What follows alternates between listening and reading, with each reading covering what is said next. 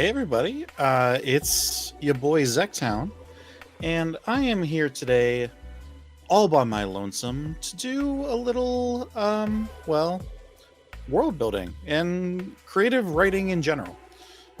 And I kind of am shoving all that into the world of DM 101.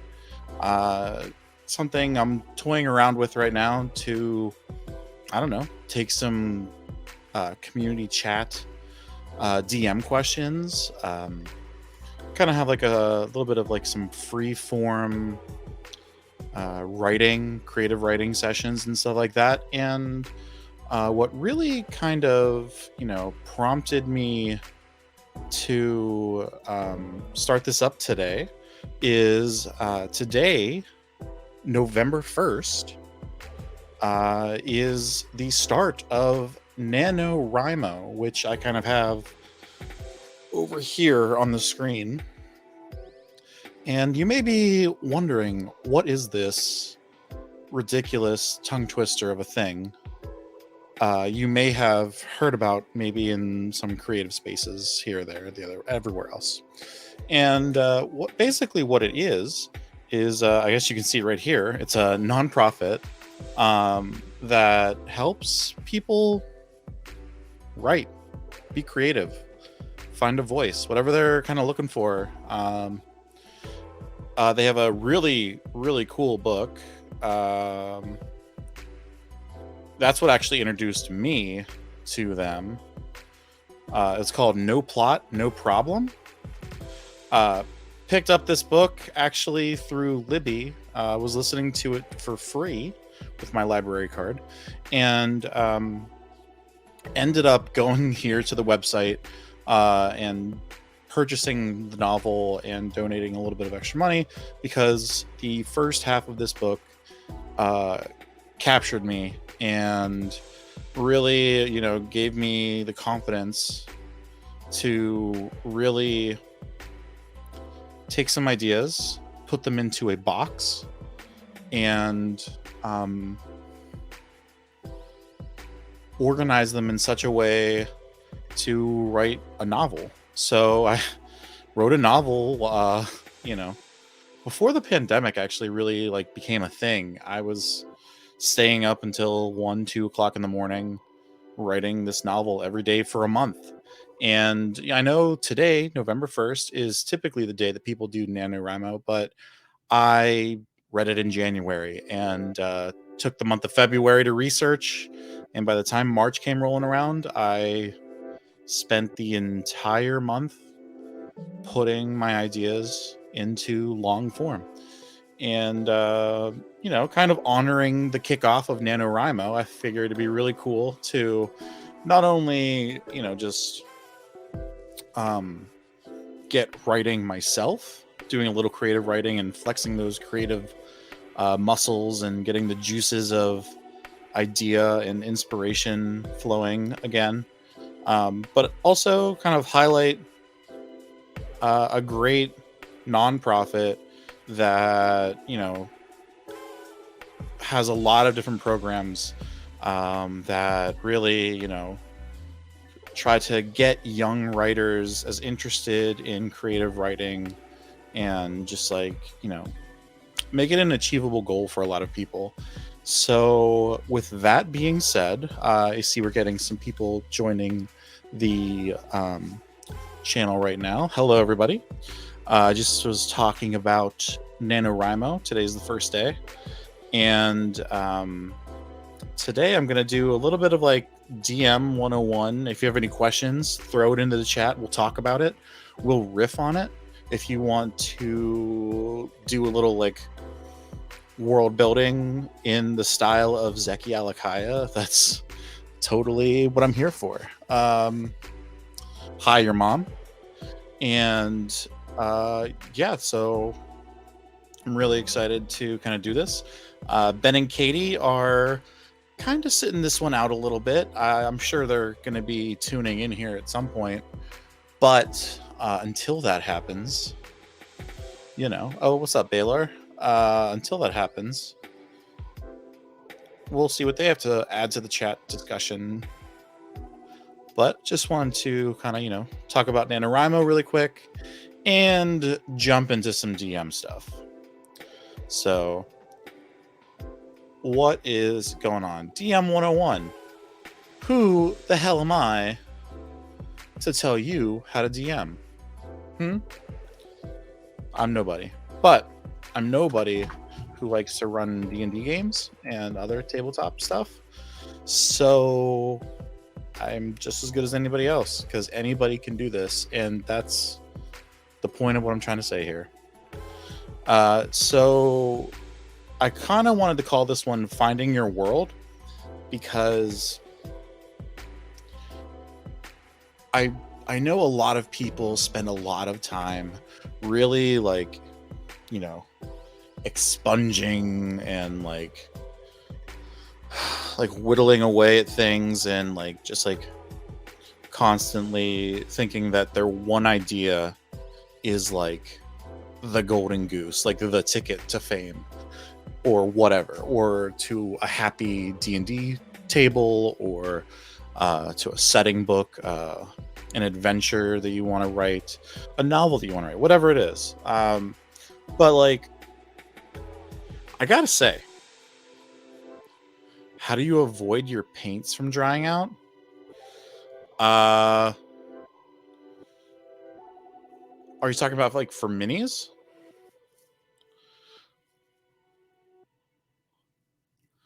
I got Citadel color. Yes. How do I have? Oh, that is tough. The best advice for that I can give you is to make painting minis your hobby, so that way they're constantly being used and you can monitor. I know that sounds like a cop-out answer, but honestly, the longer you don't use them and are constantly mixing them up, drawing them down, that is, that's what's going to dry them out, just being forgotten about for 6 months to a year. But if you're talking about even on your palette, I'm a huge fan of using a wet palette.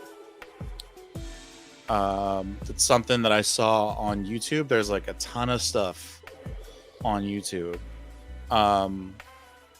There's other paint thinners and stuff like that, but if you're specifically talking about on your palette, so something doesn't dry out as you're using it that day, I would say that a wet palette would change your world. And a wet palette is nothing more than, I think, just doing the palette on wet paper towel, I believe. Now I'm gonna regret what I said, but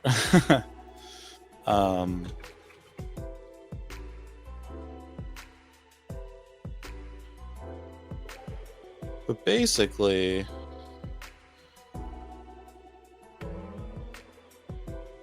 let me see. I'm just doing some Googling, honestly.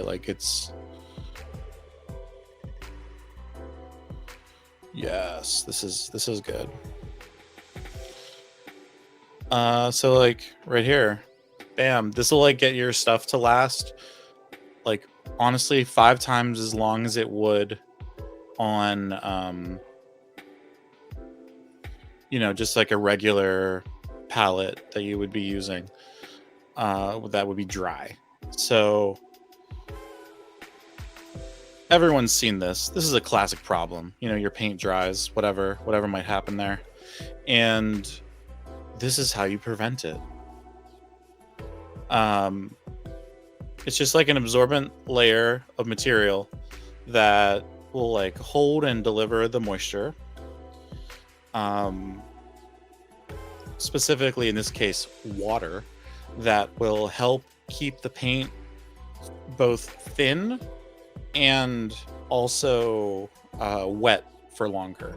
The reason I bring up the thinness is it's kind of a bonus to what you're doing, where you can get really thin layers of paint, so that way your minis look a little bit more realistic. They don't look like they have big globs of paint chunked onto them, or or balled up like it was about to be a drop. So it helps you do like these really thin layers, and you can get some really beautiful looking, almost like textures on some of like the fabrics that you're painting, like a cape or a or like a even armor. Doing really thin layers of metallic paint on armor can really like help bring out the shine and make it look like one piece of metal rather than, like a swirly painted on blob of gold paint or silver or bronze or something. So that's that. This is actually very, very similar to what I would use at home for a wet palette. It's just like some like wax paper and then like a wet paper towel underneath of it. I use superfine sand if I want texture. Nice. That's actually pretty cool. Do you use that like just for the bases or just like anything that you want to add the texture to?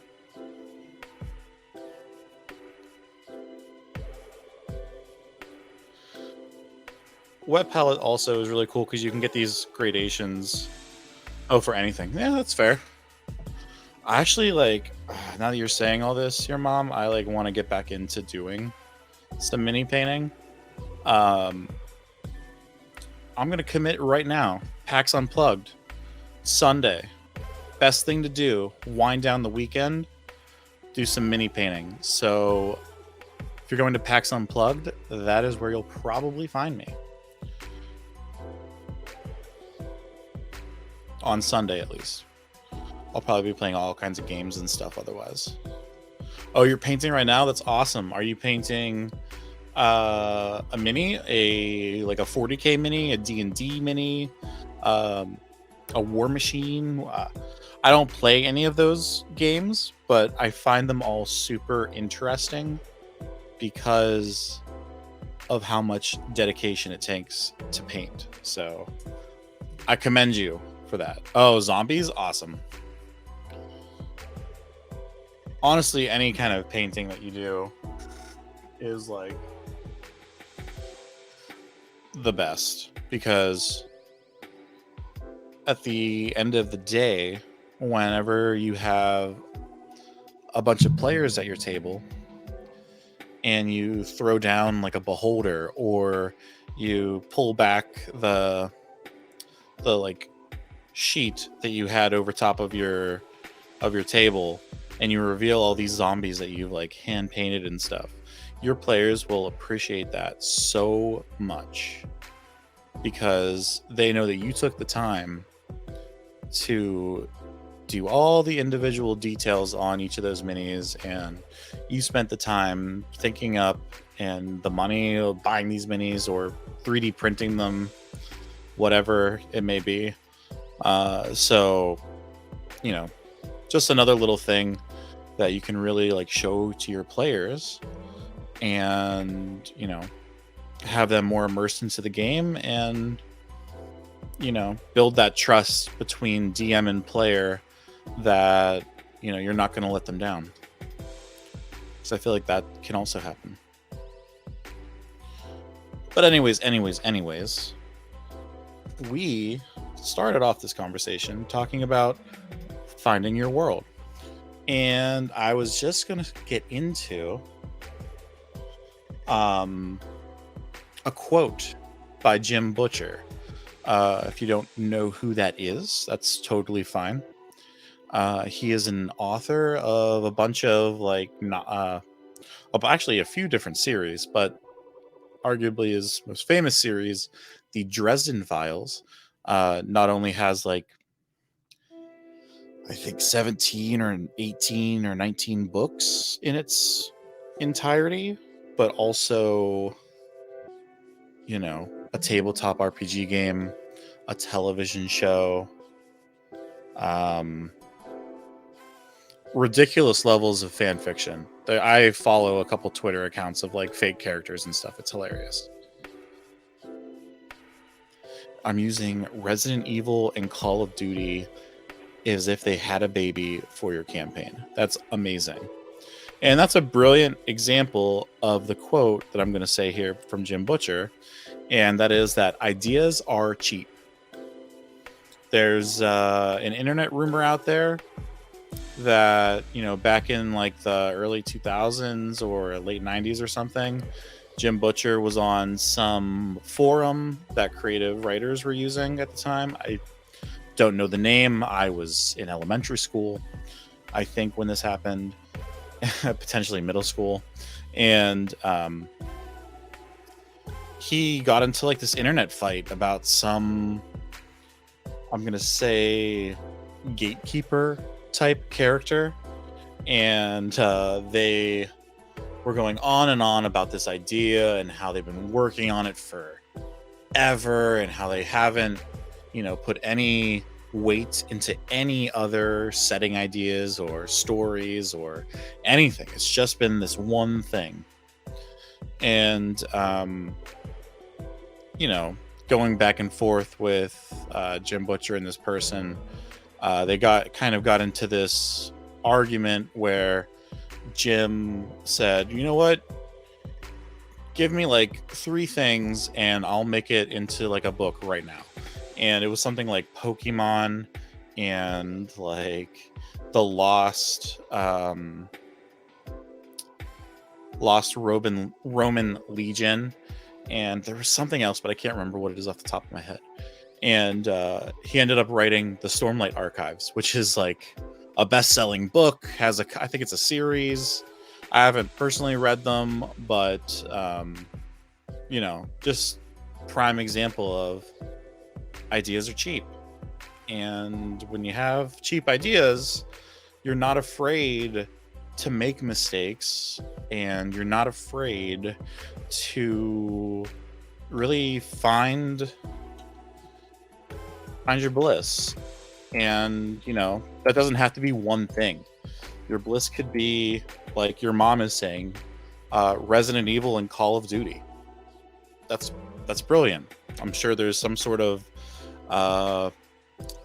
umbrella corporation of sorts taking control of the world, and you know, they're maybe genetically modifying humans, animals, and, you know, pulling the strings behind you know, a global conflict that Call of Duty would cover. So, you know, boom, right there, that's a campaign.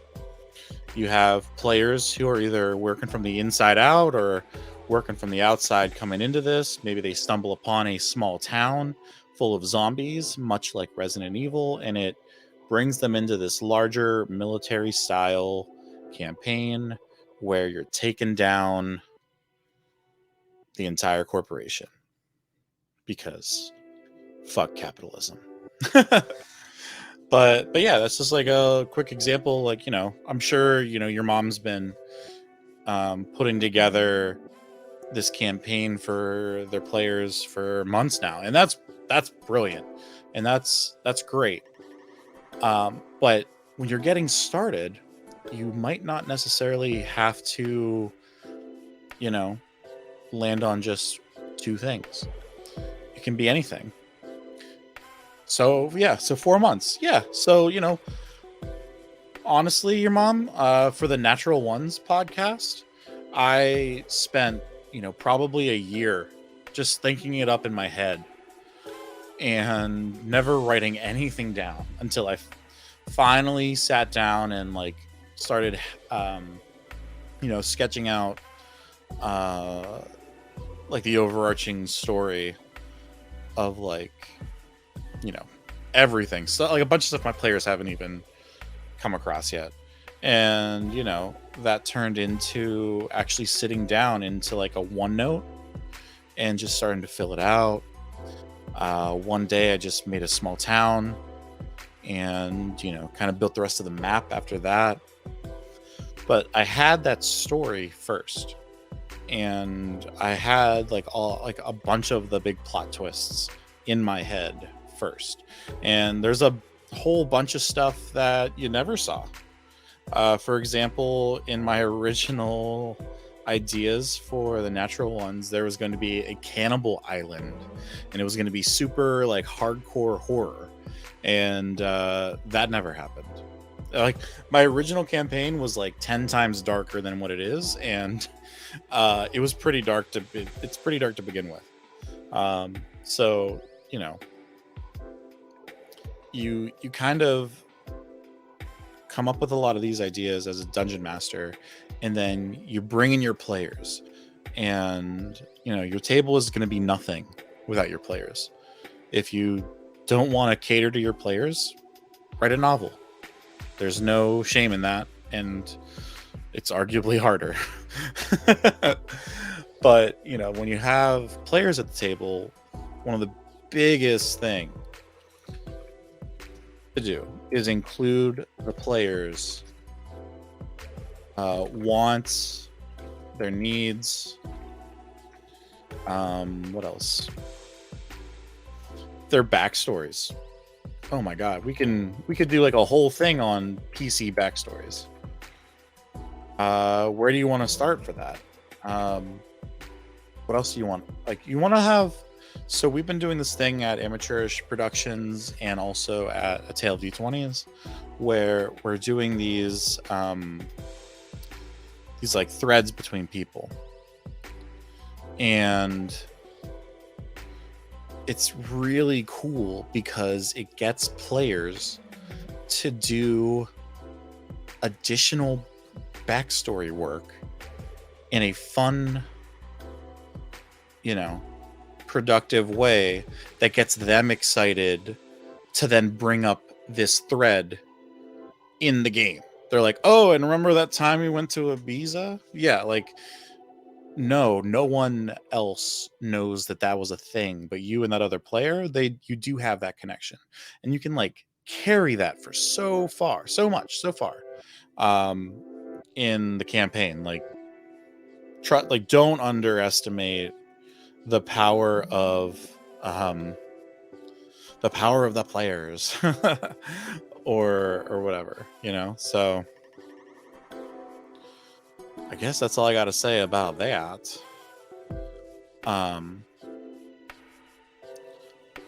Baylor, I made a dungeon heavily based on Legends of the Hidden Temple and Brendan Fraser's Mummy.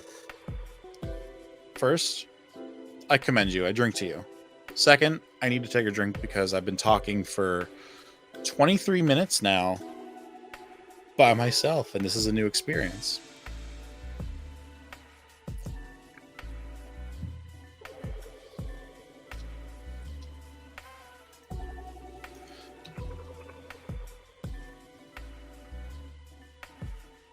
So yeah, you want to, like, getting back to finding your world, you want to include, I would arguably find players and tell them nothing.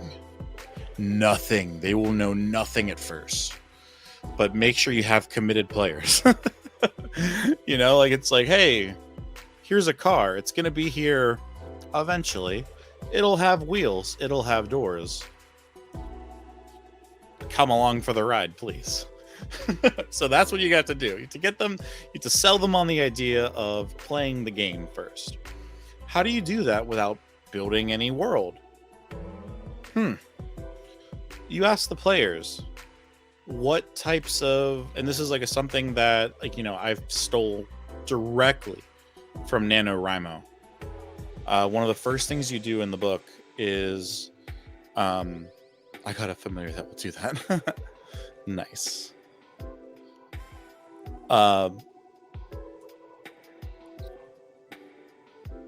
You have, so you're playing D&D, you're playing a fantasy game. It can be whatever you want, right? Like, the only thing that you're constricted by is your own imagination. So what are some fantasy things that you like? I love the Dresden Files, for example. Dark urban fantasy is what that gets classified under. He's a wizard in Chicago, and he solves murders and crimes and stuff. And then there's magic, and vampires, and werewolves, and skinwalkers, And Bigfoot. Bigfoot is like a large portion of the canon. Just run with it. It's pretty awesome. But anyways, so what else do I love? I love Lord of the Rings. I would be a fool to not say that I love Lord of the Rings. I've been reading Lord of the Rings since I was in elementary school. I'm a nerd. The traditional high fantasy. I'm doing like a very like general things that I love before I get more specific into it, because that's going to happen next. What I want to kind of just lay out right now are some things that I love either in film, in print, in like as like a novel or print, and then anything, even video games. Video games is huge.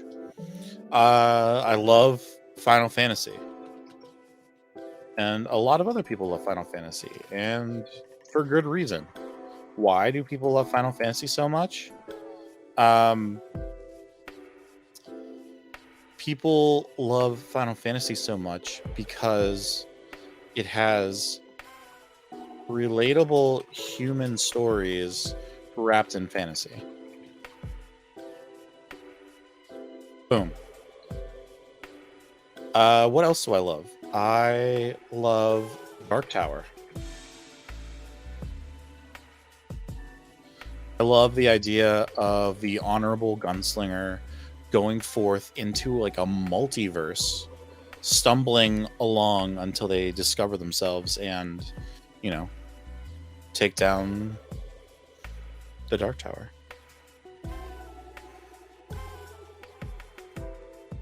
I'm not going to spoil anything, but there is a train involved, and it's crazy. It's as crazy as this giant mechanical bear. But the cool thing about the Dark Tower is it is Western fantasy, much like Katie's dad's Kickstarter world, Wisdom, which you should go back on Kickstarter. I'm sure if you go over to our videos, our VODs, and or YouTube later, you'll find all of that right there. Also, if you're new to the channel and you're enjoying like the lo-fi beats with the fantasy world building suites, why don't you subscribe? It'd be pretty badass.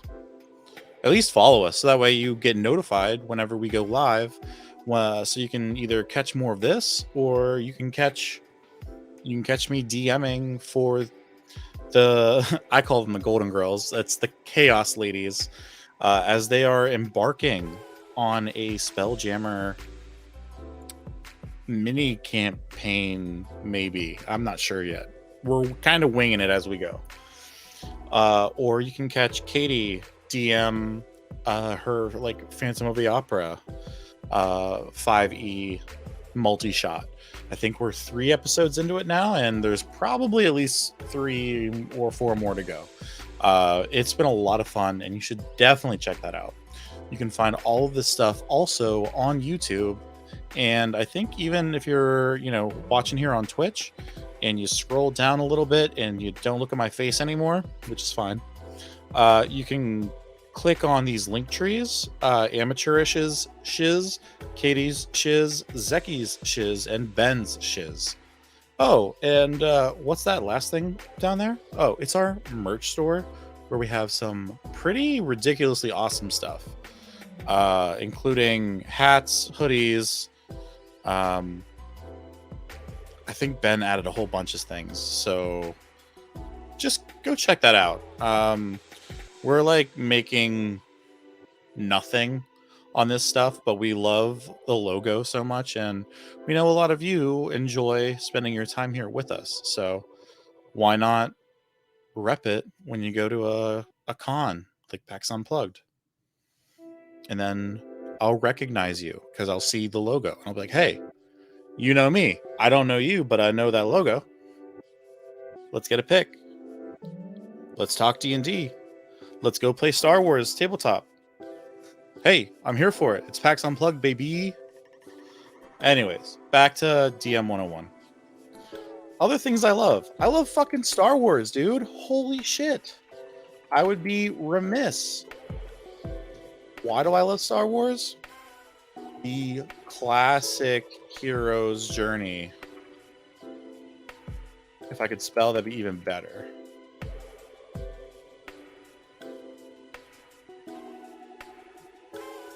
I'm gonna like made easy because Joseph Campbell, George Lucas. Hey Al, how's it going?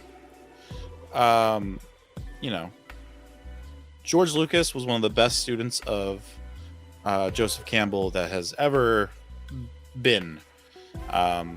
You know, ridiculous. And I'm glad you're doing well, Al. That's awesome.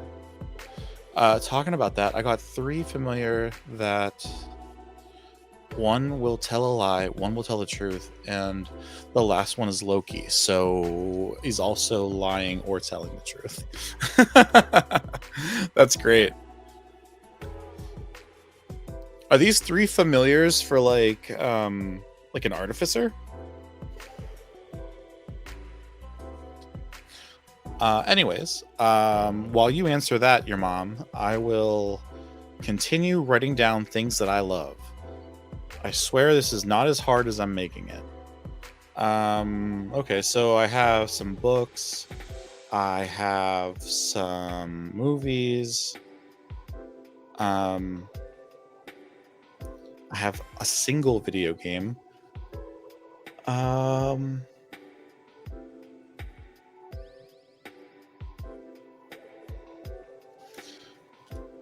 I love the Uncharted series. A lot of people will give me shit about that. But I love the Uncharted video games. And fuck it. I enjoyed the movie too. It was good. Stop hating. And I love it because it's an epic. And like that's important for, identifying the reason why you are so attracted to something. It's not because I enjoyed the PlayStation graphics, man. It's because Nate was going after, his family's treasure or his brother. Like he's going after family. But a comic book? Oh, shit. Hellboy is going to be my answer. I love esoteric folklore and other like spooky macabre stuff. Especially if you get into the Eastern European stuff. And I also really like what, Mignola did with some of the Irish folklore as well. And I think he did some Japanese folklore stuff too. And Mexican. He's done a whole bunch of like encompassing amounts of lore. Honestly, if you are a fan of like folklore and comics, check out Hellboy. It is probably for you and you didn't realize it.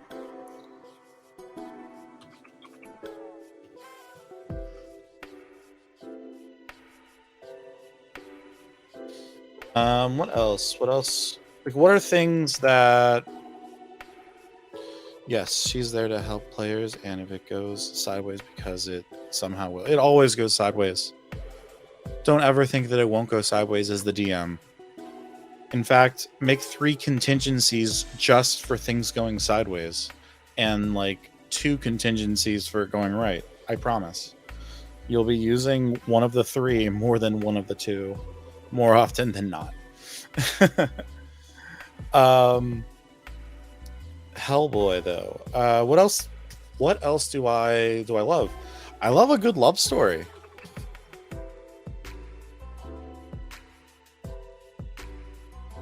Like The Notebook. Why do people like The Notebook so much?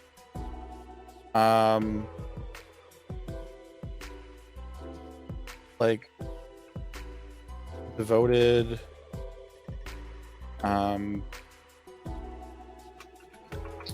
Devotion. I think The Notebook. What do I think? I think of Love of a Lifetime, you know.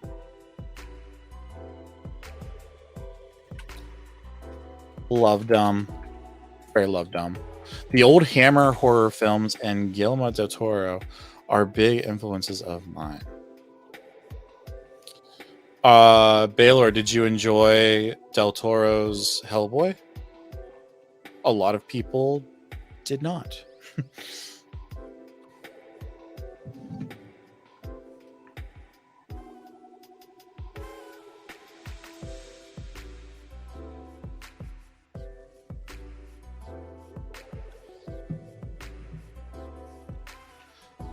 Any hooser. What would a good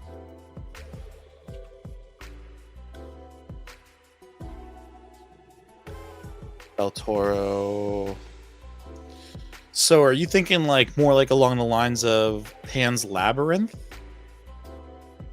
Crimson Peak, or the original Hellboys? I thought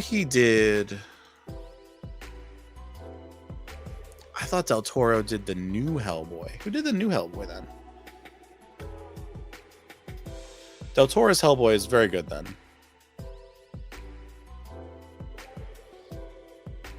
Yeah, the Irish folklore in the second one is pretty great.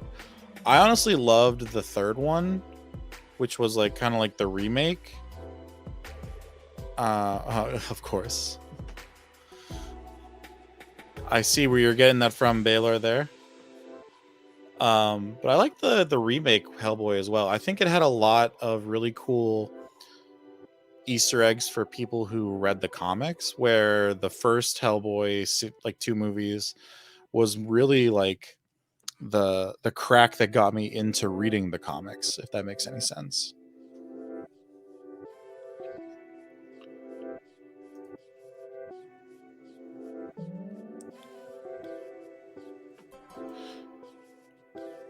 Yeah. I actually have a Magic the Gathering playmat that I got an artist to like custom draw for me, and he did Ron Perlman as Hellboy. That is how much I like Hellboy. You know.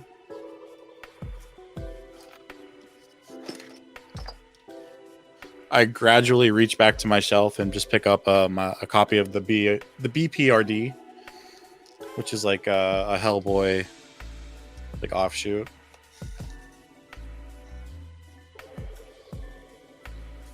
But anyways, I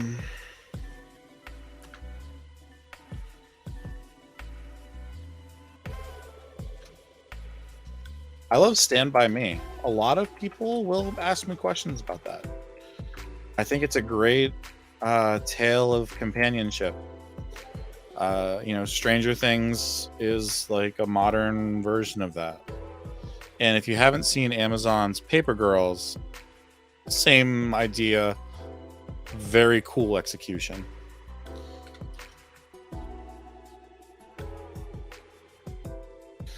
I don't love. What are things that you don't like seeing? Seemingly evil actually being good. Do you have an example of that, Baylor?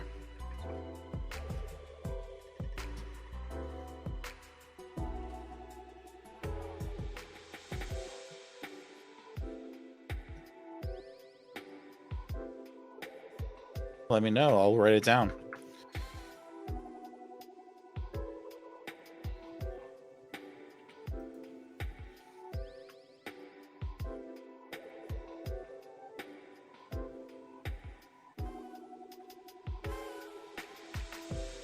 What's up, Monk?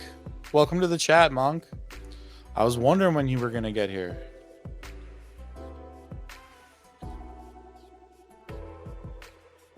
I don't love revenge stories. Not that I don't love revenge stories. I love revenge as a plot twist. But I feel like in a lot of media right now, it's like very overdone. I'm gonna be honest. This is like, I mean, this is like gonna make or break me, I think, tonight, because people are really gonna be like, wow, that Zektown guy has a lot of opinions, or they're gonna be like, you know, this guy consumes a lot of media.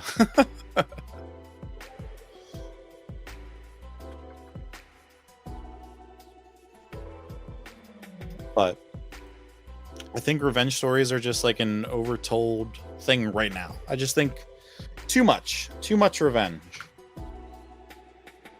You know what there's also too much of?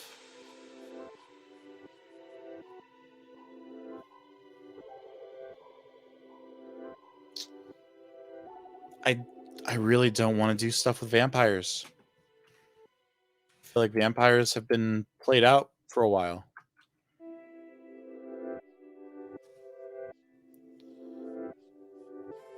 Um, one thing that I actually have never really enjoyed in D&D is that second D. I really don't do dragons very much. I feel like they're, and I know there's going to be some people in the chat that aren't going to like this, but I feel like they're too, like, I don't want to say that they're too cliche, but they're too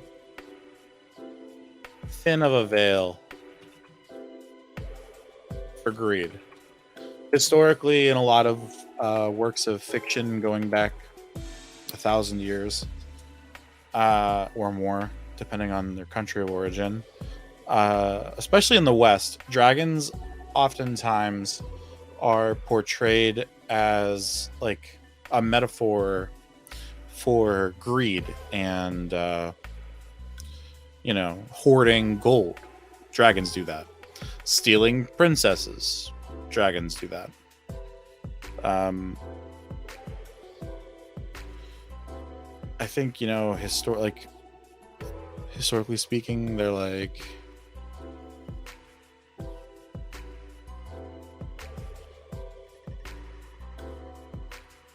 thank you, Monk. I agree. Revenge plots are such an easy excuse for character plot.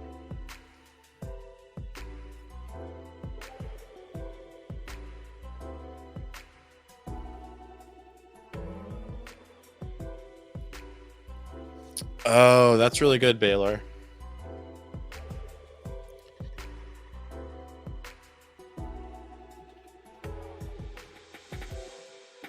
I'm gonna put down Crimson Peak Ghosts because with Hellboy being intended as the Antichrist, I think there's a stronger point to be made for things that I love being fate versus you know, freedom.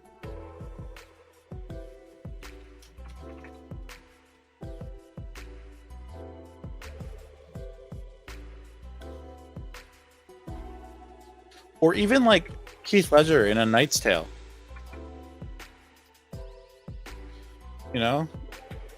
Everyone always told him he was just going to be some like poor fisherman's son and be a fisherman. That boy became a knight. The movie said so. They even had somewhat modern dancing involved. It was legit all the way around. If you haven't watched A Knight's Tale, I don't know what you're waiting for. Have a date night with somebody, even if it's like your cat. Enjoy it. It's a great movie. Make some popcorn. Balor, I can't believe that you would hate forced romance or gratuitous romance. That just seems so out of pocket for you. I'm joking. And I can add that to the things I don't love. Because I feel like that gets put under the vampire umbrella. Because oftentimes vampires are just like so over the top, edgy, romantic.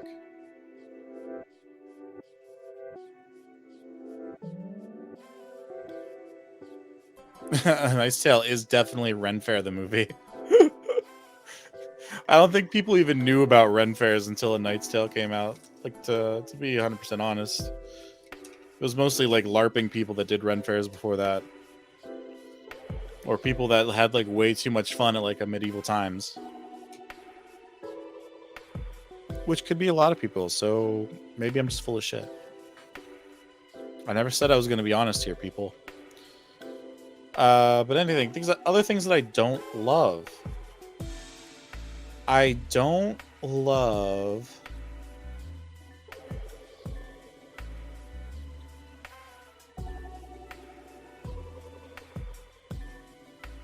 and like also when I like put things in the I don't love, it's mainly like also things that I've already done and don't want to revisit.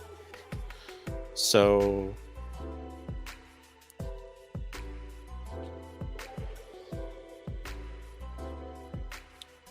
I'm really not big on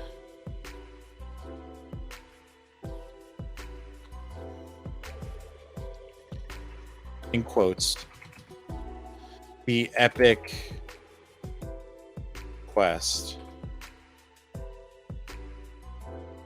And I know that counteracts Uncharted, but there's a reason.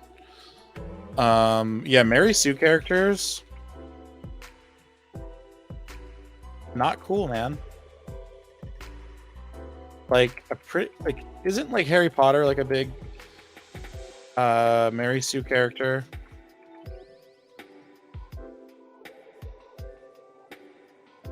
Because his negative aspect to his character is that he's like too headstrong. Like, damn you, Harry, for being passionate.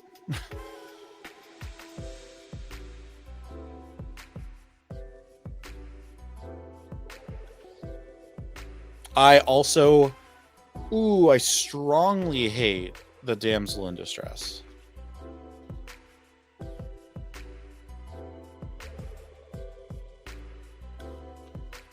I'm going to add that to the things I don't love.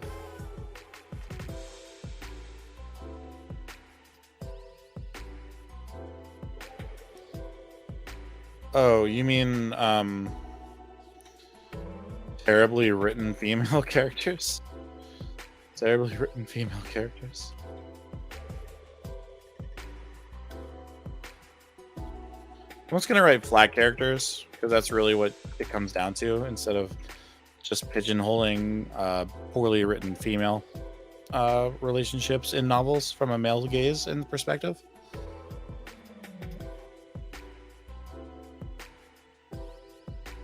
Yeah, that's kind of what I mean there, Monk. Like, you know, like it's never brought up in the books like, oh, Harry, maybe you should have studied more and been more like Hermione.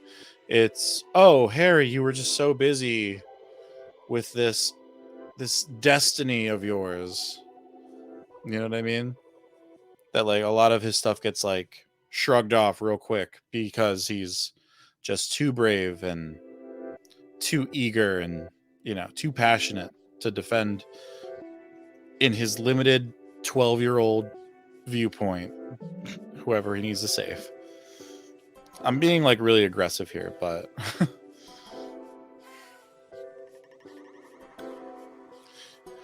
oh, Monk, we could. Oh man, I did not know that, Baylor, but Monk, we could do in a whole nother video stream on, you know, the good and the bad and the ugly about Harry Potter. But that's a long rabbit hole that I don't want to get into right this second, because we'll get stuck. So flat characters in general.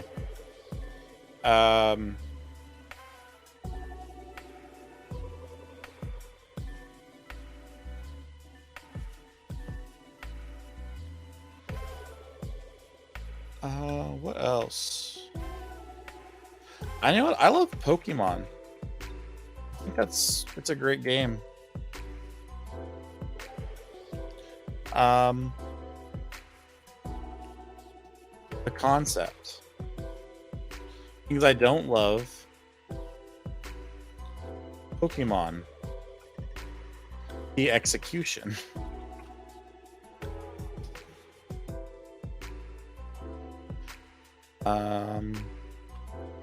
We can talk about that later. Tropes and stereotypes. I don't know what that means, Monk.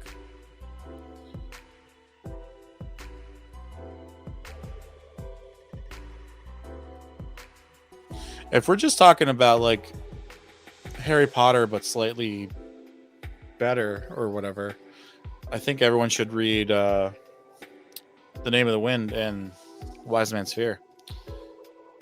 We'll just have to wait till book 3 for the next 5 years, but then you'll be part of the group. You'll be in the club. And I also would not put Kvothe as a Mary Sue, because he gets himself into trouble constantly. Oh, yeah. There is no... Okay. Everyone... Baylor just brought something up, and I really want to hammer this out now. Here at Amateurish Productions, there is no DM versus the players. There is the DM and the players. And if you're pitting it as DM versus the players, you're going to have a bad time, and your players are going to have a bad time. And coming back full circle, that is, the reason we're playing the game instead of writing a book. I feel like the people that, have the DM versus the players mentality either need to just write something or like have some kind of like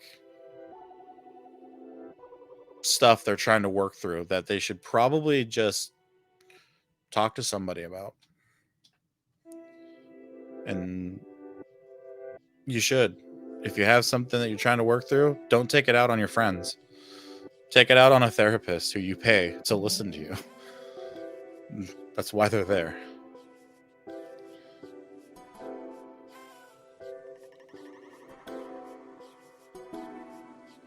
Yeah, I don't understand the idea of like planning a TPK.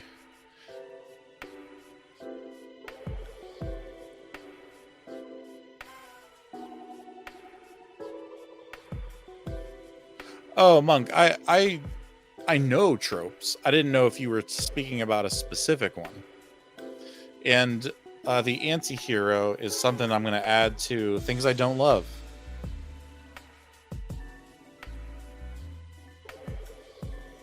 I'm going to call me old-fashioned, but I want the classic hero story. I want the good person doing good deeds and getting rewarded justly. And maybe not getting rewarded justly. Maybe having to take some drama. But there's still hope. And I want hope in someone that should be deserving of my hope.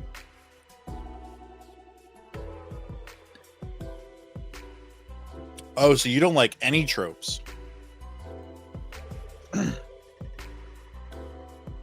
No Monk tropes. That can be the TV show and this conversation. So anyways, you take this list. I think we have like a sufficient amount of things here.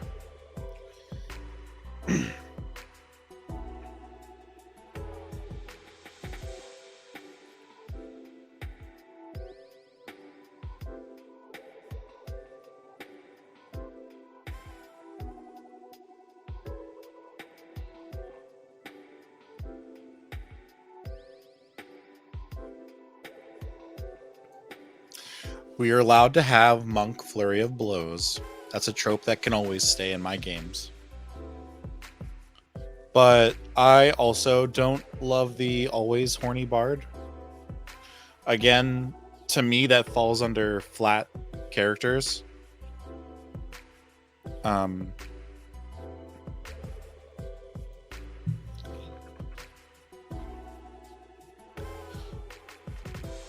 I also don't like only music bards.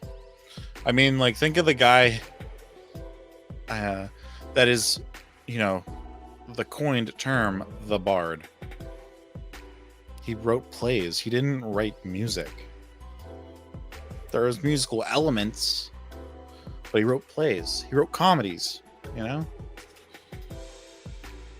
It's like saying, it's like, calling Seth Rogen a musician or something. You don't, not, no, stop.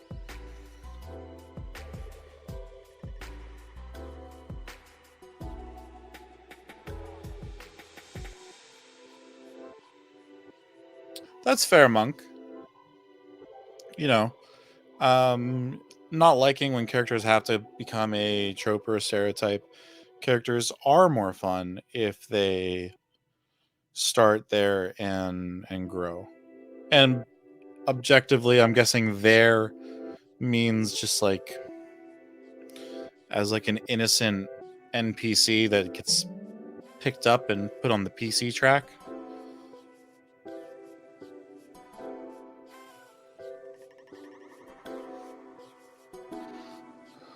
But um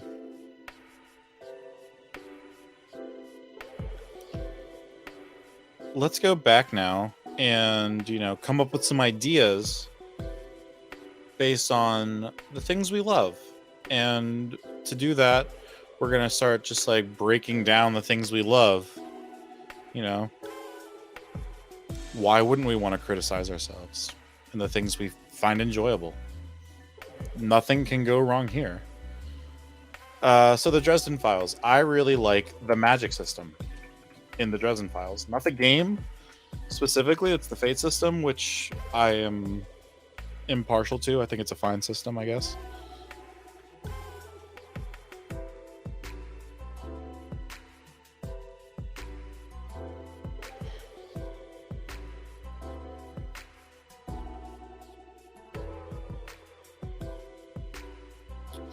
Okay, I think I see what you're saying here. So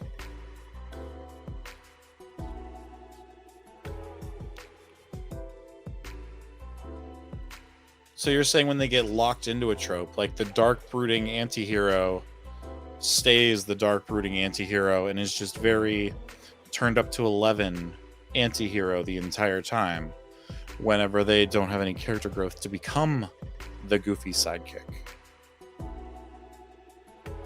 I'm into that. Secret society? Underground network of loosely connected agents? Oh man. I too love a good secret society. So much so that I base the natural ones off of an order of secret knights that secretly do the bidding of the queen. And surprise, there was revenge and a plot twist, which got my characters involved early on. So that's why I'm putting it in the don't love right now, because I use it as like a major plot hook for like the first third of the natural ones. It was a whole thing. But anyways, going to things that I love, breaking them down into the specific thing that I love about the thing to give me ideas on something that I can make into something new. So the magic system.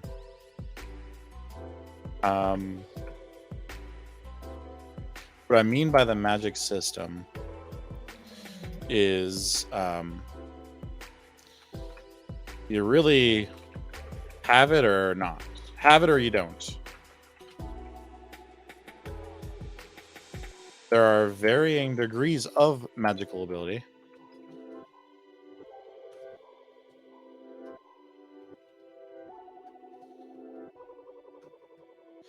You can become magical by taking on a mantle.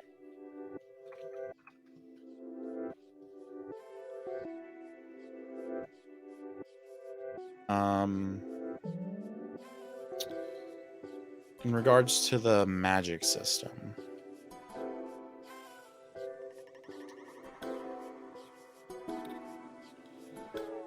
I like in the Dresden Files how it's not necessarily knowing like an invocation, but knowing and having a focus to kind of translate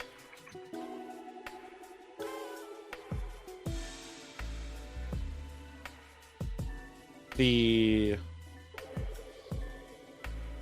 task that you want to complete in your mind through the act of magic is kind of manifested through like a focus, typically in an old dead language that you're not going to confuse in your everyday conversation.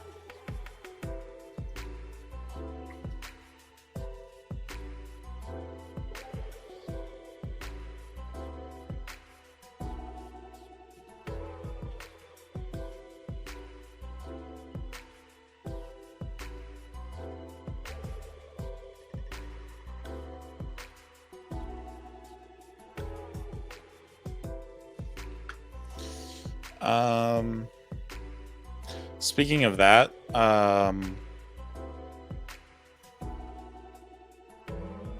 this is also something that is kind of similar with Patrick Rothfuss's magic system in The Name of the Wind, where you have like this idea of will and this like power of will.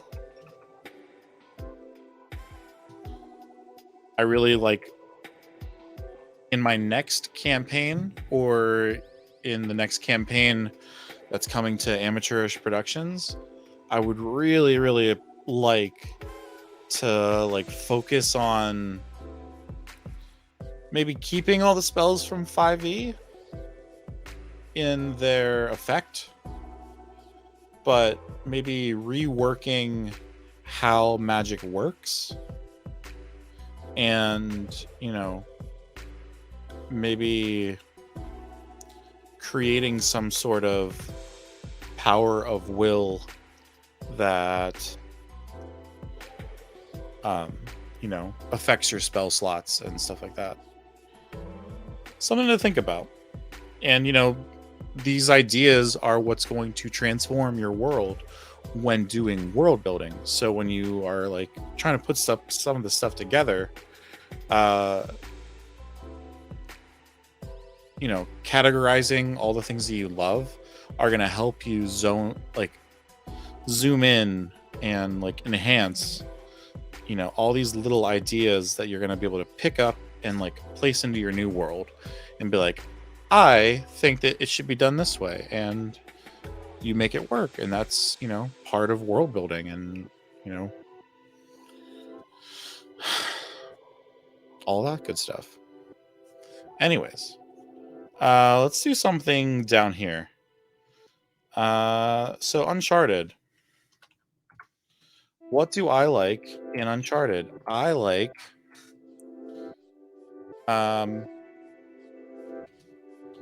the family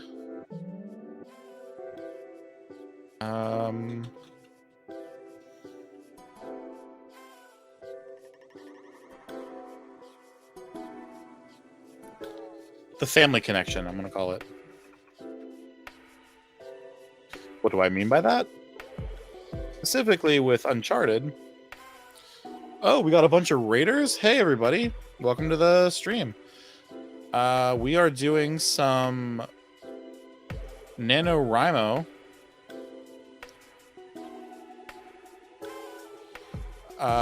inspired world building tonight. And, Advanced Dungeons. Thankful to have you here. And, with some National Novel Reading Month inspiration, we are Meowsition. We are just, picking apart some of the things that we love and some of the things that we don't love, and, getting ideas that are going to help us craft an entire world.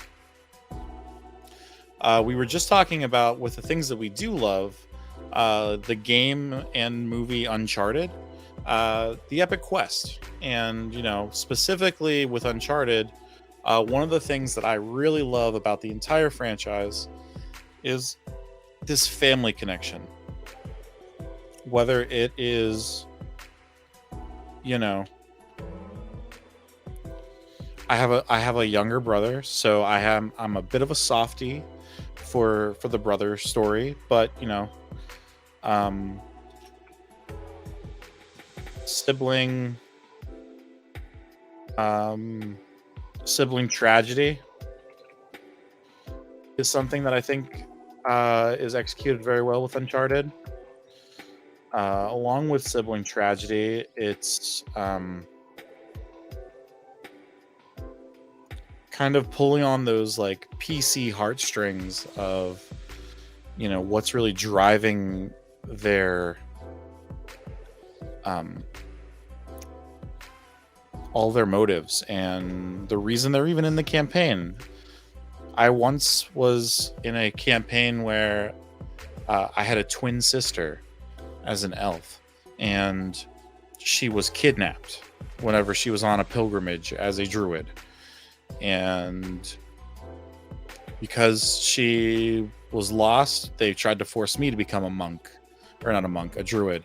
And I didn't want to be a druid, so I left in search of my twin sister because I just knew in my heart of hearts she wasn't deceased. And that was like one little thing in the backstory that brought us all together.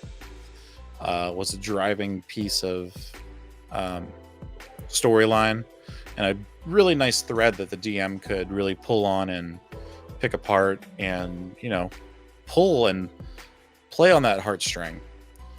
So sibling tragedy, is a great way to motivate your players by like having somebody that they thought up and imaginatarily care about or whatever. The family connection could be the epic treasure of a long lost family member. Kind of like National Treasure. How Nick Cage's father told him, or grandfather told him all this stuff. He's following the clues and everything else.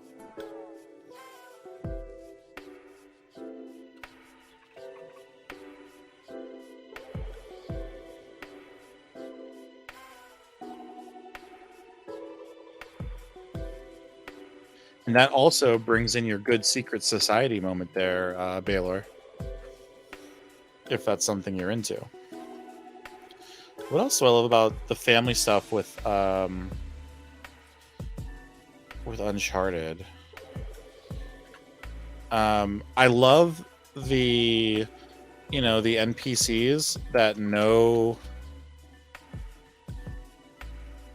either like the parent or the sibling, and therefore know everything about you.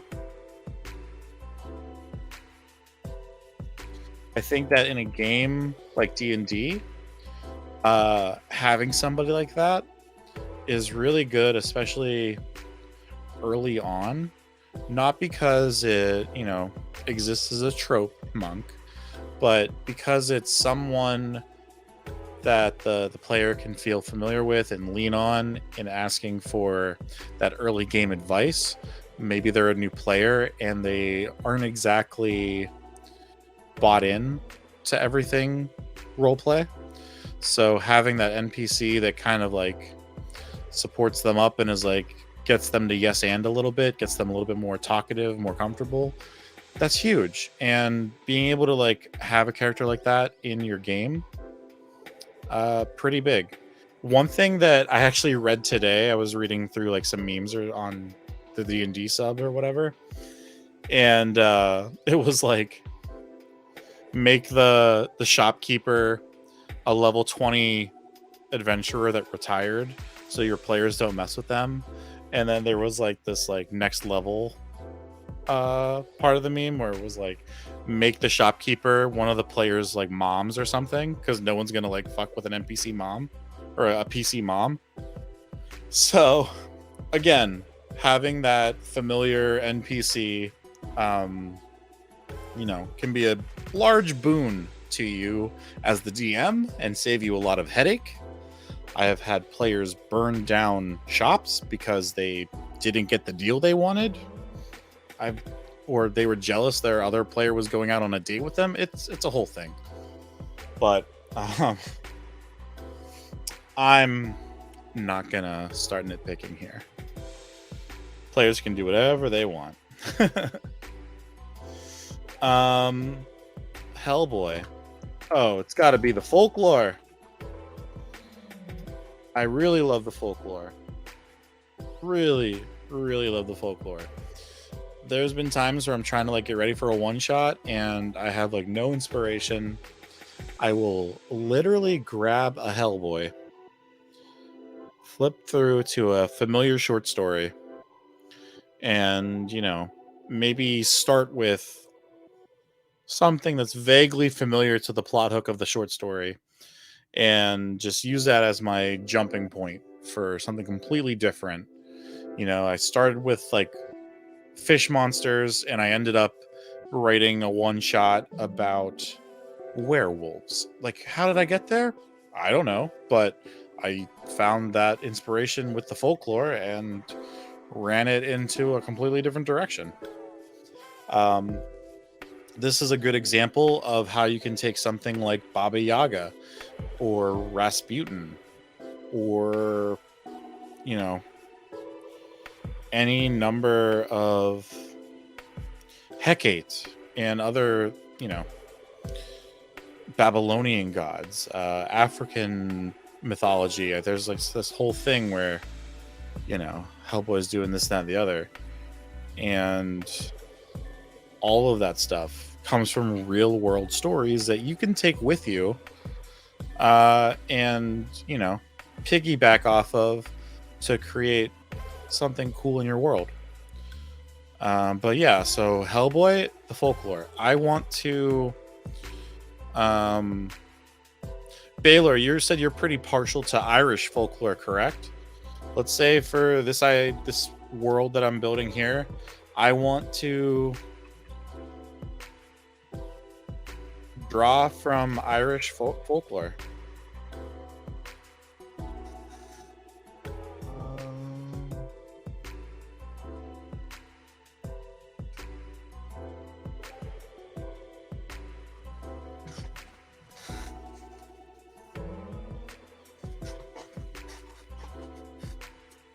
Boom, right here. My green screen is not helping. Neither is the glare on my light. But this is a book called Great Irish Tales of Horror, A Treasury of Fear. This is just a bunch of folklore in book form. I found it at like a library sale for 50 cents. I'm sure you could find more stuff for free at the library or Google. The internet is your friend. YouTube is your friend. People love making videos on folklore. You just have to search it out.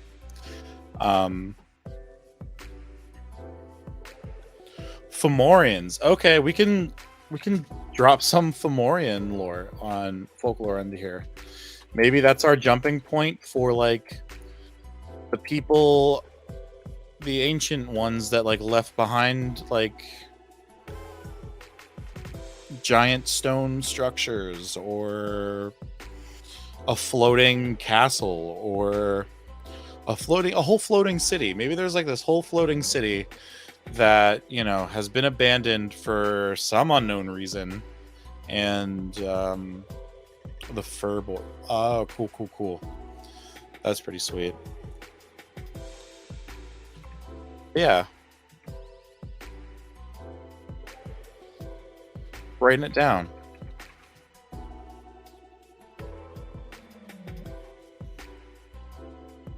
Cool. I really like that. I'm very happy with that. What do I love about Star Wars?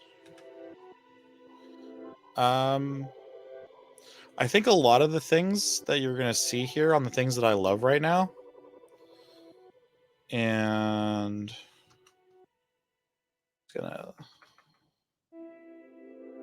do this so it all fits on one page because I'm feeling like that right now. A lot of this stuff that you're gonna see here that I love or that we love collectively um, has to do with how intrinsic the human stories are to the contrasting fantasy sci-fi epic that's going on around this very human story. So, for example, you have Star Wars, the classic hero's journey made easy. You know, big fan of having not necessarily like the chosen one, because I think that's something that I don't love.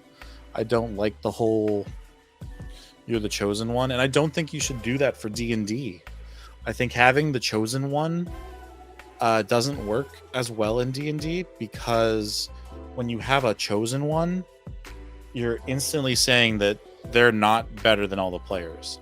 And if you have a bunch of players that are all chosen ones, you're starting to lessen the fact that they're chosen, you know? The only time it's really ever worked is when Omar from A Tale of D20s was doing his Dungeon Master stuff for the show Descent into the Void, and he did such a great job of weaving all of our very human backstories, or like human, like the human condition backstory, into this fact that we were all, you know, somehow related to a god, either indirectly or directly. And so he was able to do that, but like not something for the weak of heart, and can go horribly wrong if not handled with a lot of care. So I was writing that under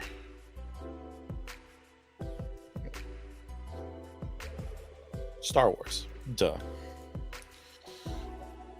So we have the things that we love about it. It's going to be that human condition that we're tapping into.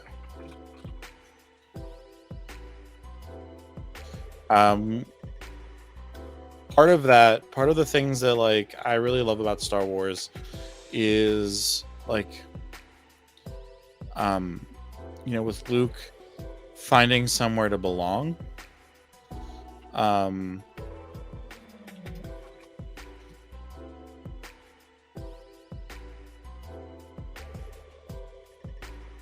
Kind of like finding your people. Again, goes back to Joseph Campbell, find your bliss, follow your bliss. I even made it bold for those in the back that are just getting here. Follow your bliss is one of the best pieces of advice, up there with ideas are cheap.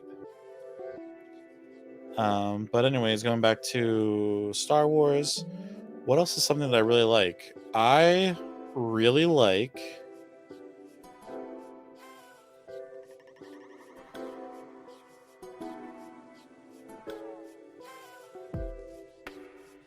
oh, hi baby. In Star Wars, what do I really like? Oh, hi Katie. You know, when in saying hi baby, it could have been either Ben or Katie, so I have to be like very cautious. Hey, no problem. It's no problem doing this stream. I'm having a blast. We're just like hanging out, talking about the things that we love in, you know, pop culture and books and folklore, all the stuff. So we're like, you know, sprinkling down all the seasonings onto our plate and seeing which ones stick to our meat. That's going to be the next world we build. I'm throwing a lot of analogies out here also tonight, so if that's too much for some of you, I apologize. But you should still, follow the channel, subscribe, follow Ben, Katie, me, all of us individually on the doobly-doo down below. Visit the merch store. All that fun stuff. There will be more merch soon. Hopefully, we're gonna make more cool stuff. If there's something you're really hankering for, drop it in the chat. Let us know. We want to speak to the people who are speaking to us in forms of merchandise. Which is also something that Star Wars did extremely well. George Lucas held on to all those rights and is ungodly wealthy now. But I really like the space western aspect of it. They're like these cowboys going off, doing these like showdowns one-on-one with like the Jedi Knights and stuff. So I'm gonna call it a space western a little bit, knowing that it's really a space like samurai movie. Samurai, thank you, Google. Which is really, again, twist on spaghetti westerns.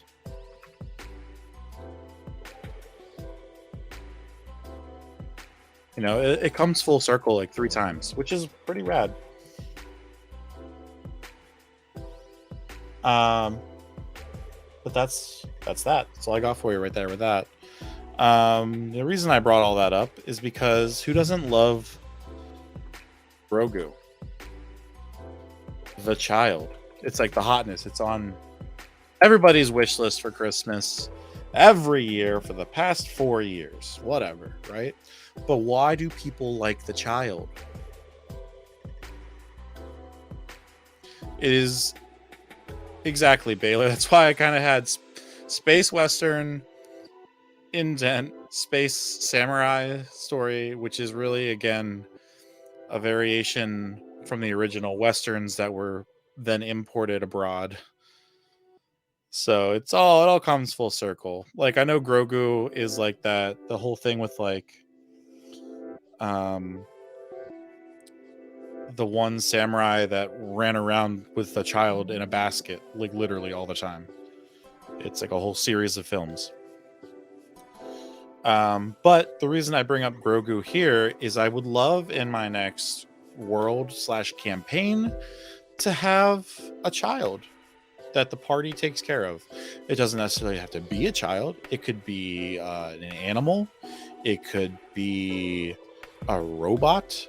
It could be any number of things. But like the point that I'm trying to make here is we really want a vessel. And in this vessel is our hopes. What I mean by that is, the reason that the Mandalorian is taking this child is because he's honor bound and all this bullshit. Yes, Lone Wolf and Cub. Thank you, Baylor. But if you don't for a second believe that the Mandalorian is trying to deliver Grogu because he was once a lone child left for dead, who could just use a little bit of help from a helping hand, then you're not watching the same show I am, because it is extremely obvious. But you want to have something like that for your players. So you want to create this vessel that they're going to like latch onto. Like, how many times have you heard the story that a bunch of players, go through and do like the mines of Phandelver or whatever, and they save one of the goblins and befriend it. Or there's some other, like the druid befriends some animal that was supposed to kill them, And as the DM, you're like, I'm going to roll with this because it's adorable and I just want to see my players succeed. This is that in action. So again, this is something that can like solidify the entire party in what they're doing. You know what I mean? Like you get this little goblin, we'll call him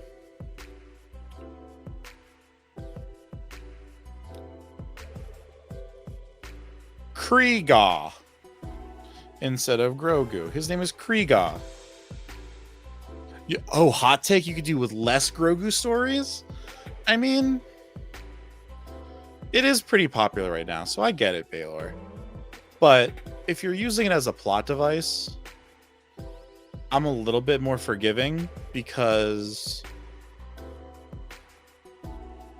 anything that you can put in front of your players that's going to get them to, you know,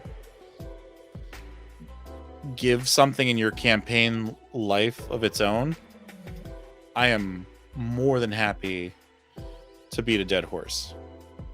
While I also don't like a lot of tropes and stuff, I feel that, you know, the metaphor of finding a vessel for your hopes is more important than a trope. If you're being creative, the vessel of your hopes doesn't have to actually be a Grogu. It doesn't have to be a child. It doesn't have to be something cute. The vessel, you know, of your hopes could be the tape that's played back on R2-D2. You know? Like, Luke doesn't let R2-D2 get very far away from him the rest of the entire trilogy, you know what I mean? Like, think about it.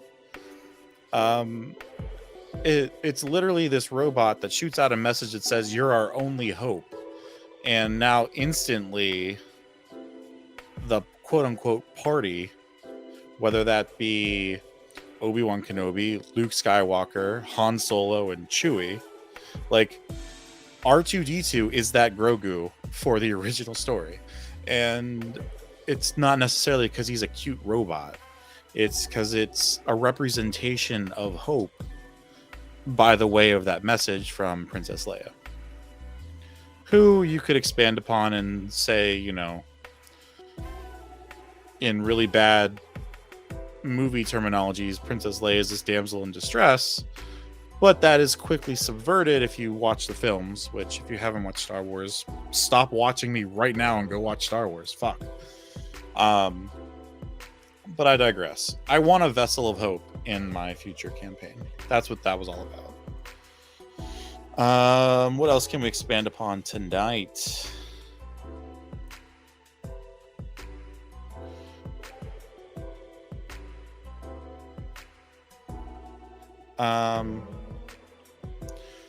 Final Fantasy. What do I like about Final Fantasy?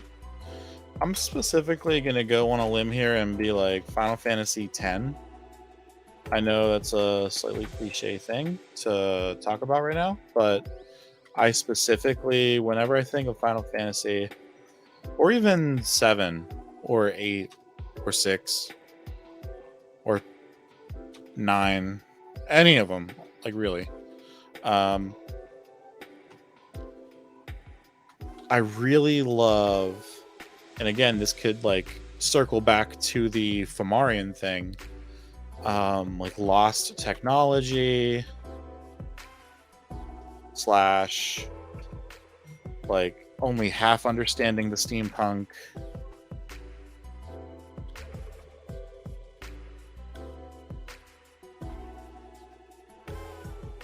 That kind of thing.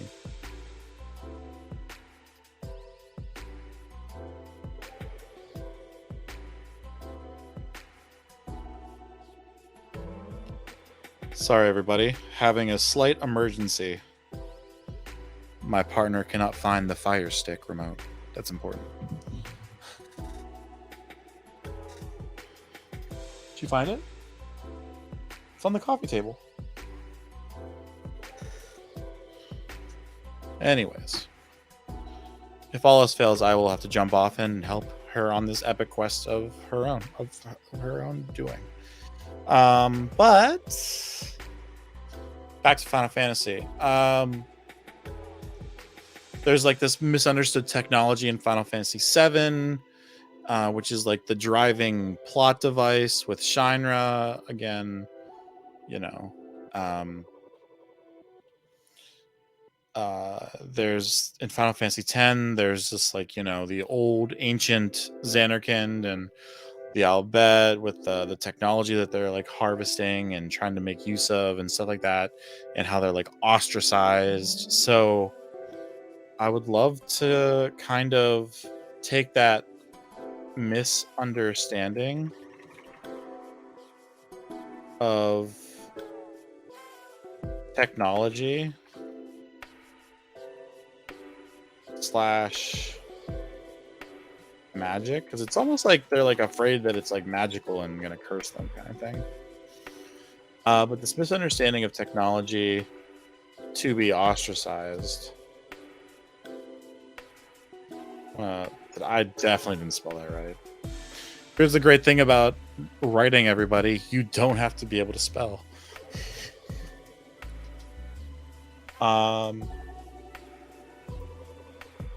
Also, let me know in the chat if the screen, if it's zoomed in enough. I can zoom in more if it's hard to read on your screen. In fact, let me just boost that up a little bit so it's a little bit easier. Does this help? Nope, that's just me. That's still too much me. I like that better. That's fine.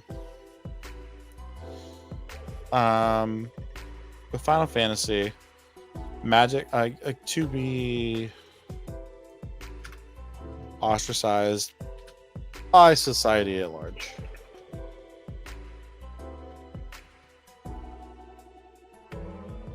I think that also adds some mystery to an entire group of people, or to unlocking that history, goes back into that epic quest. Maybe there's some sort of family treasure that the lineages of I don't know, we'll say that there were 10 families of this continent. And if this sounds like Game of Thrones, stop me, because I haven't read it or watched it, and I somehow end up in Game of Thrones territory all the time. But these ancient peoples that were the original 10 tribes, we'll call them, and your players happen to, one of them happens to be a direct member of one of the leaders of one of these tribes, and is going after the lost treasure of the 10 tribes or something like that. And their people were the former keepers of the mystery or whatever, so that's why they have this ancient tome that their grandfather, who's the shopkeeper, has them running on a thing. See, that was an idea, super cheap. I'm glad it's recorded so I could use it later. But I mean, I wasn't coming to this chat tonight thinking that story up, but that could be one PC's angle, and something that you can write in for a PC who wants to kind of come from that. But you see where I'm kind of getting at with taking all these things that you love and kind of dissecting the reasons why you really actually love them. And it just it's you're turning the key in the ignition to get some of these new ideas that can just spark. And fortunately for me, I'm recording this and can play this back and just write down these ideas later in more expanded forms. But you don't always have that recording. So make sure you're writing a lot more of this down than I am. This is more of like an exploratory thing, and I love like interacting with everybody in the chat too. Just like hearing the things that, like, this is, my way of like taking in what some of the players might enjoy, or like what Baylor or Monk specifically do or don't want to see in an AP campaign. That way we can cater to them a little bit. They're ever in every stream. We love you, we really do.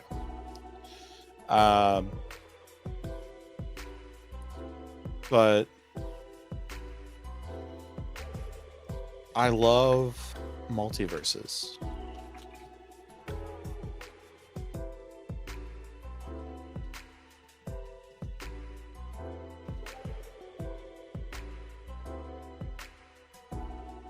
I honestly am like into the idea of,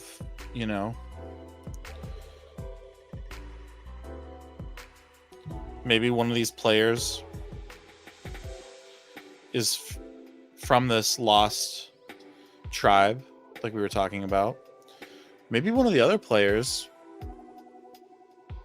pissed off their god, and their god decided to like pluck them out of space-time and put them here in the present. It's not something like I've ever done before. Looking at you, Hugh. That's exactly what I did. To be fair, Jerry didn't give me a ton of backstory, so I was like, all right. With what I had been given, this is what I came up with. And I like plucked him out 1,000 years and put him into the future. But like, was that potentially inspired by the Dark Tower and the mirrors and stuff like that, and the doors? Maybe. I don't know. I wasn't thinking of it specifically. But I like this idea of like a connected multiverse. And, with the advent of magic, another thing I love from the Dresden Files is like the laws of magic. One of those laws is to like don't time travel. It's like specifically and expressly forbidden.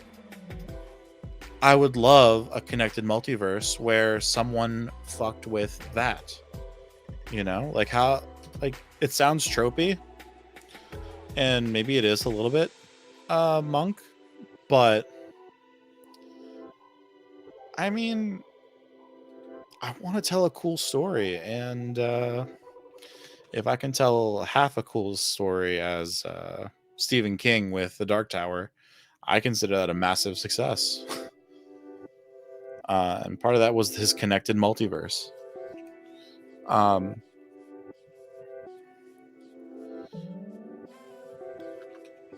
Connected multiverse, I specifically really like maybe not understanding what's the far future, what's the far past, and what's the actual present.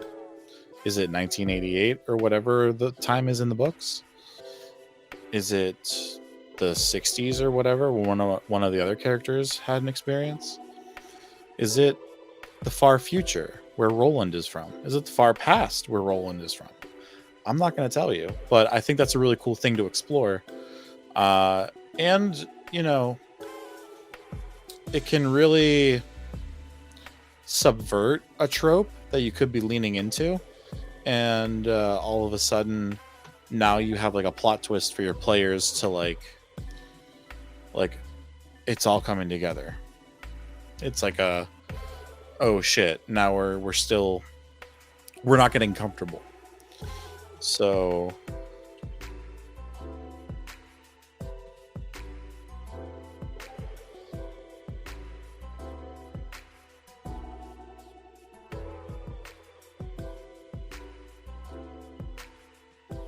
I'm gonna call it like extreme timeline confusion obscura.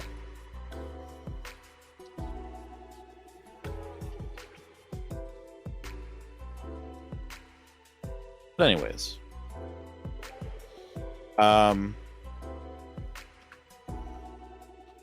it's also a Western, and I'm like, I guess, a sucker for Westerns these days. Um, I'm Team Gunslinger. Uh, I think if you can't handle that in your D&D, then you have to have a good reason because, you know, I've had firearms for quite a long time, including most actual settings where fantasy is involved. Even Lord of the Rings.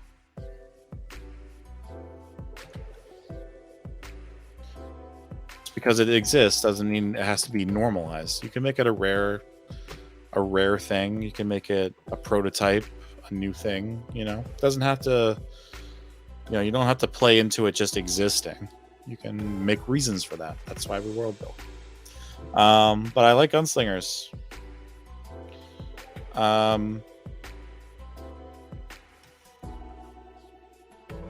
I like orders of knights.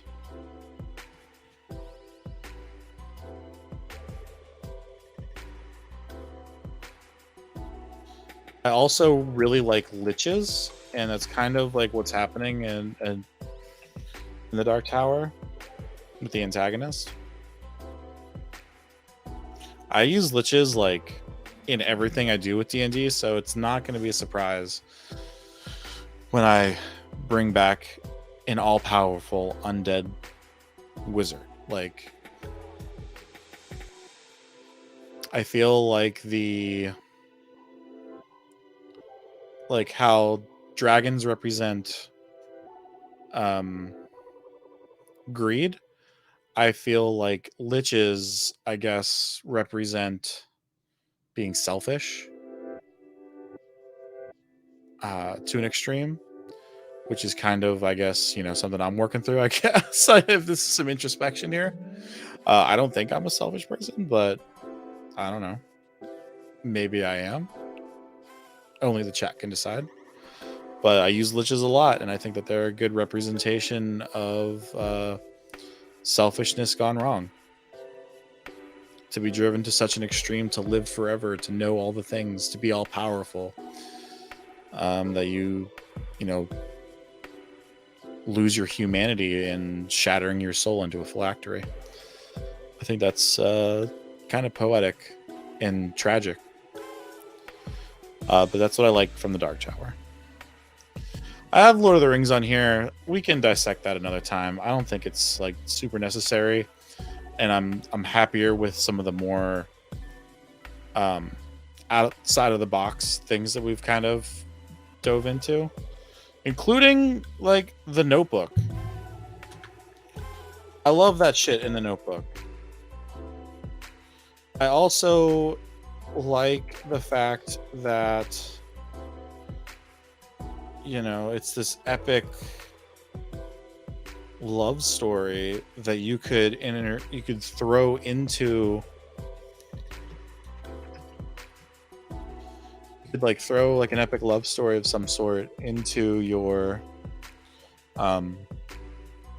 campaign, and not necessarily like Helen of Troy, I'm stealing you away, and that's going to be like a plot device, but maybe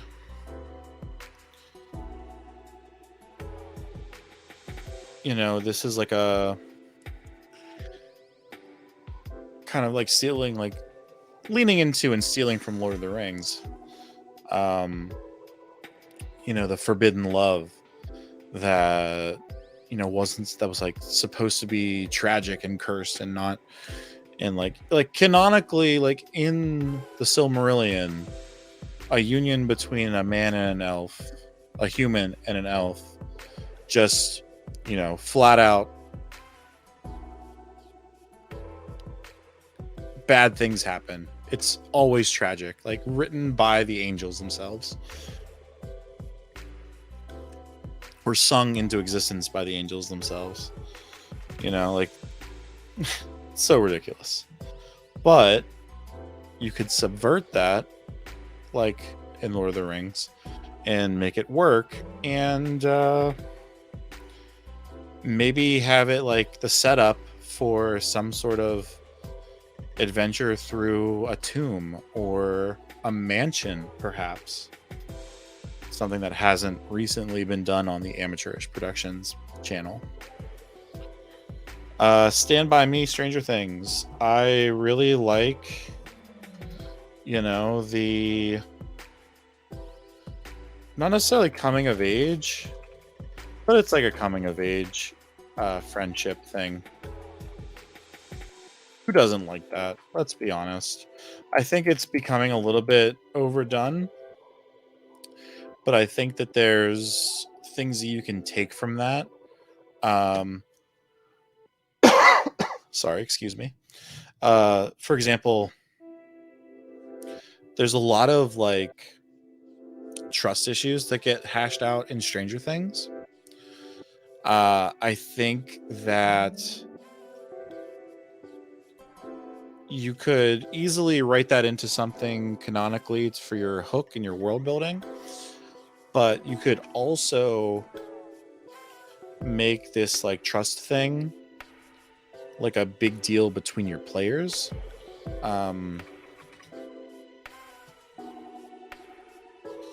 You could really like, you know,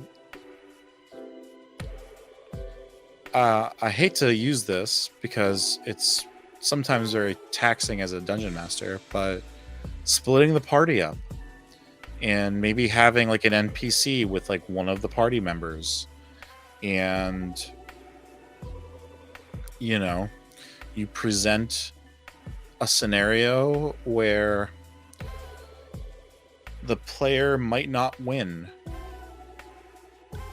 whatever that is, and the NPC then later goes and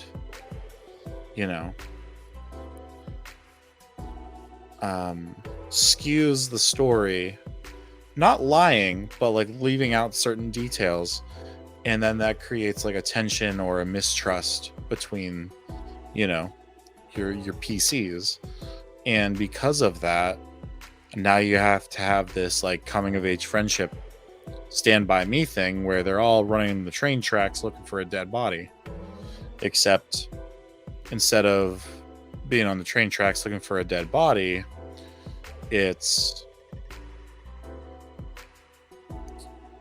again finding the epic treasure that the family members for ancestor or whatever hid away because it was deemed too incredible for people at the time.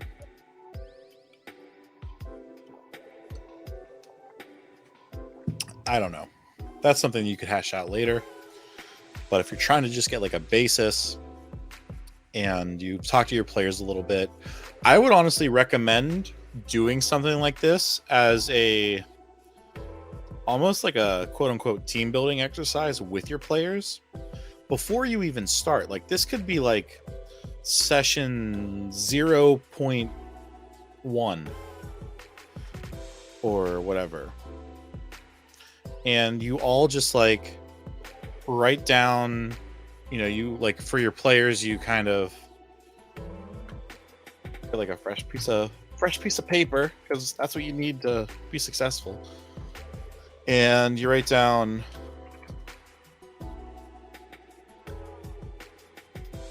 your favorite movies, books, shows, plays,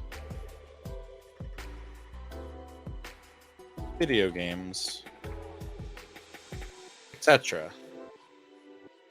And you kind of just like find what everyone's interests are, find what everyone's limits are. There's a ton of things you can do here with your players before you set foot in the world building arena. Like you talk to your players and everyone seems to really love dark urban fantasy, and you were writing a campaign that was classic Lord of the Rings, fancy elves and all. Now all of a sudden you're you know, changing gears because you want to set a world that is kind of like fantasy New York City, and it's the Depression. You know, so I think that doing stuff like this with your players, especially if like they're gonna be like somebody just like your friends, and you're just like hanging out on like a Friday night anyways, and you've been kicking around the idea of playing D&D, this is like a great thing to just like dip your toes and find out what are you going to be able to then create and bring to the table, so that way there's something that each one of those players can cherry pick and be like, oh, that was my thing, that's a reference to like my favorite movie, or my favorite video game has these exact types of mechanics. I'm really happy and really entertained to see the mechanics work in tabletop, kind of thing. So you can do all of this stuff before you start making up fake names of continents or cities. And all of that can be doubly expanded upon on things you don't love. This can kind of be where you like set your boundaries on things, or be like, I just played in like 3 campaigns where all we did was fight dragons because they were hoarding all the treasures, and it was very like classic dungeon crawl. I don't want that, Oh, I just played Curse of Strahd, no vampires. Or, I played in a bard only campaign, and the last thing I want to do is be a horny bard. All of that kind of stuff that you want to talk about with your players before you even start building the world is important, because maybe there are no bards. There's no bard class. It just doesn't exist. How's that going to change the spells that exist? How's that going to change the works of art in your world? How's it going to change? Like all of these are like little stepping stones into much larger ideas that, again, are super cheap and that you can get your players involved with to, create something unique and catered to the people at your table, which is ultimately, the goal. Oh my gosh, that is such a great idea. I would love to do that. I've used Baylor. I'm just reading your comment. I like making versions of my friends' NPCs and seeing if they run into them and realize. So you're saying, like, if you had a friend named Ben, there would be a Ben running around in your world, or there would be like one of Ben's characters running around in the world? I've done both. Actually, I haven't. Sorry. Talking for 2 hours will do that to you.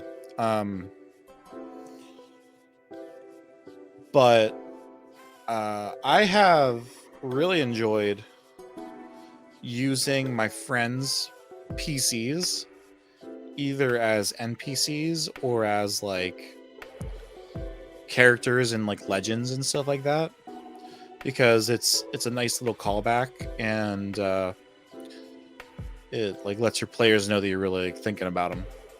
Now, if you're like straight up like putting Ben or Katie or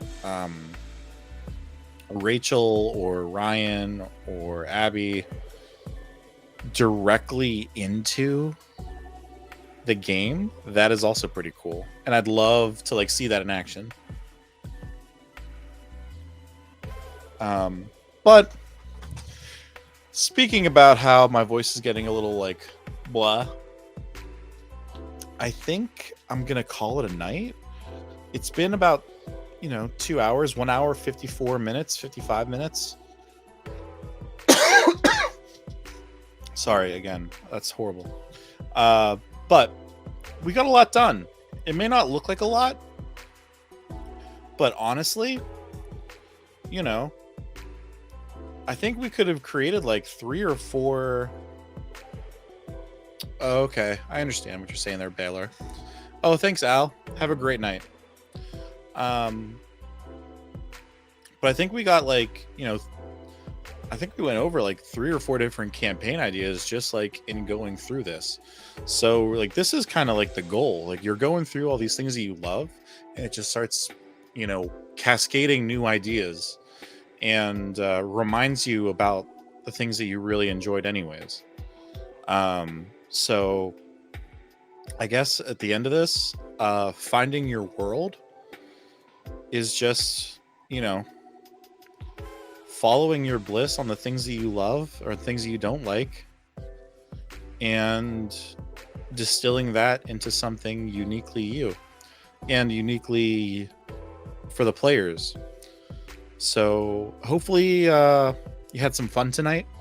You enjoyed going over this stuff. You learned some more about me and the things that I like, at the very least. If you didn't like it, hit me up on Twitter if you did or didn't. Doesn't matter. I would love to talk to you about, finding your world, following your bliss.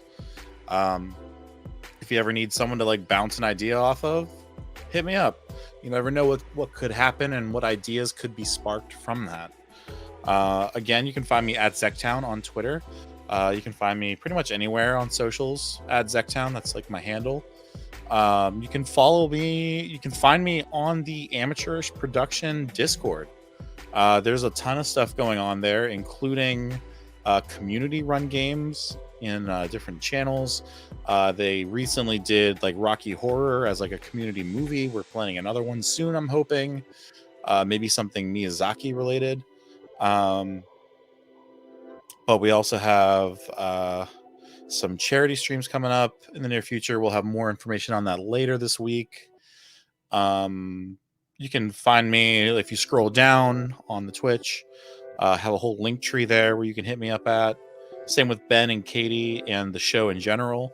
If you'd like to work with us, send us an email at the email there for Amateurish Productions, or hit us up individually. We'd love to be on your show, be a guest on your game, whatever. Just hit us up and we'll figure it out. We're all cool people here. But I think I'm gonna get out of here. It's been like an additional couple minutes, and I hope you all loved it. Take care of your mom. Enjoy the zombies. I hope they scare your players, and I hope they come back to life a bunch of times. That being said, I think I'm going to check out. Have a good night, everybody. See you tomorrow.